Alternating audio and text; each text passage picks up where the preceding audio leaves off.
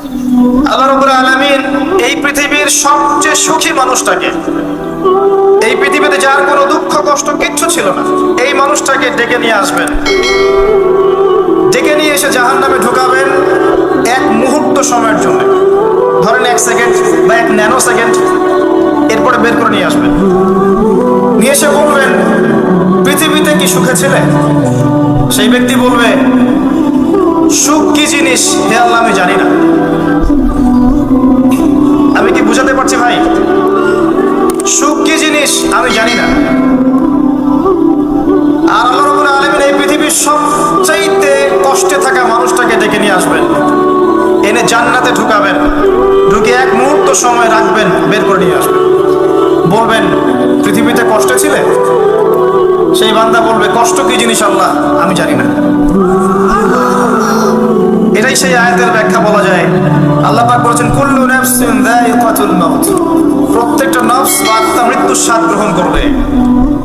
ফাইন্নামা তুওয়াফাউনা উজুরাকুম ইয়াওমাল কিয়ামাহ, কিয়ামতের মাঠে তোমাদের পূর্ণ প্রতিদান দেয়া হবে।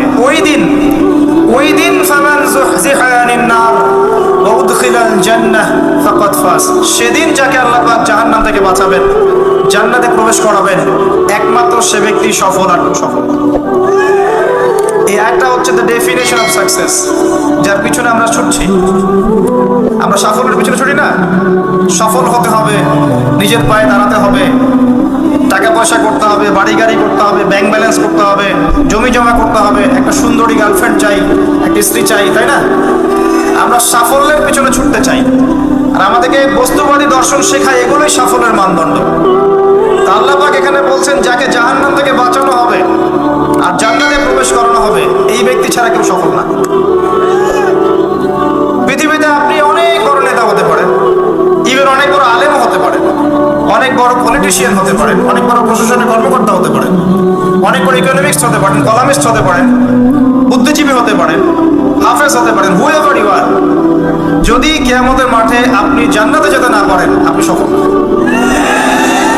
আর পৃথিবীতে যে মানুষ মুদির দোকান করছে, ভ্যান চালাচ্ছে, রিক্সা চালাচ্ছে, বারবার সেলুনে কাজ করে, কৃষক কৃষি কাজ করে, যাদেরকে মানুষ চেনেও না, ঈমান আছে, 5 ওয়াক্ত নামাজ পড়ে, ছেঁড়া কাপড় পরে থাকে, এত মান মর্যাদা নাই, ভাইরাল না, মানুষ চিনে না, গভীর রাতে তাহাজ্জুদ পড়ে, দেখবেন এই ব্যক্তি যদি কিয়ামতের মাঠে জান্নাতে চলে যায়, এই ব্যক্তি আমার চেয়ে সফল, কোনো সন্দেহ নেই।